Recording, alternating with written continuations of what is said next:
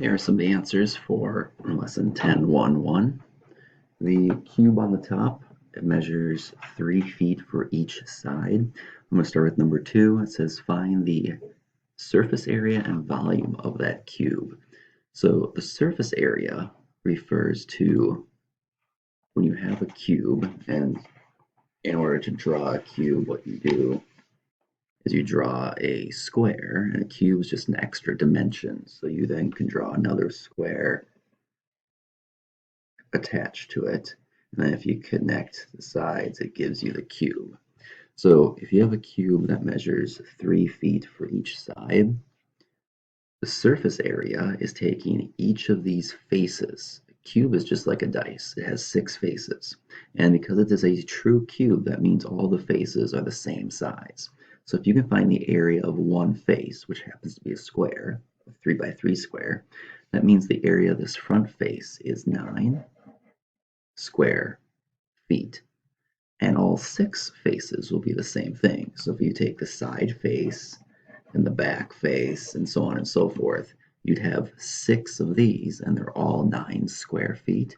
So 9 times 6 would give us 54 square feet, and that would be the surface area.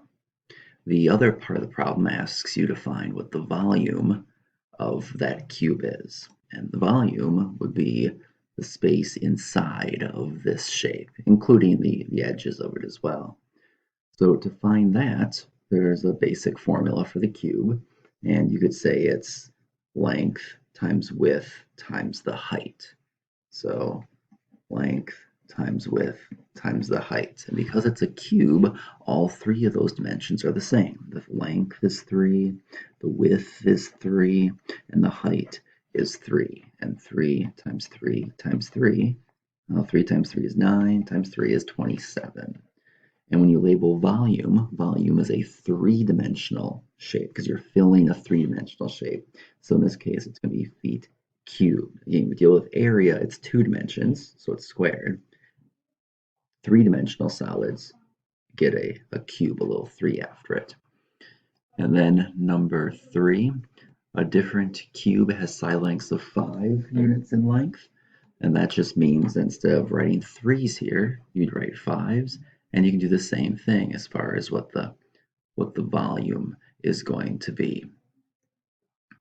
So I would go 5 times 5 times 5. Well, 5 times 5 is 25, and 25 times 5 is going to give us 125 as the volume. Number 4 says now we reverse the process. You know the volume. How long is each side going to be? So for letter A, we have a cube. And if you say the volume of it is 8 units, how do you find the side length? Well, again, you look at your formula.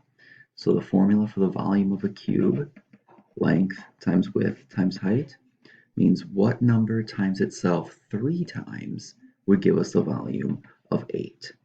Well, let's see, I'm thinking that's going to be 2. 2 times 2 times 2 would give you 8, and that's how long your side lengths are.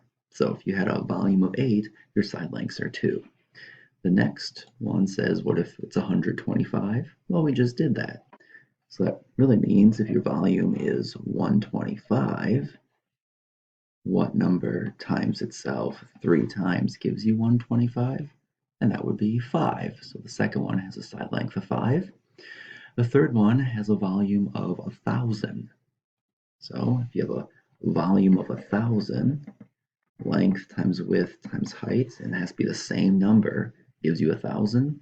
And I notice there are 3 zeros in 1,000, so that means I'm going to multiply by 10 3 times, so the side lengths would be 10. In volume, your answer gets pretty big pretty quickly. And then we get to the last one where it says the volume is 40 cubic inches. How are you going to find the volume if it's 40? You could think of it the same way. 40 equals length times width times height. But you could try and try, you're not going to get the answer exact. Like what if it's, we could try 4, it's not going to work. You could try 3, it's not going to work. So what we do is we introduce a new key. It's called not the square root key, but what's called the cubed root. So the square root meant, like square root 36, meant what number times itself is 36. The cubed root means what number times itself 3 times would give you the value inside, which in this case is going to be 40. So let's go ahead and find the calculator, the online calculator.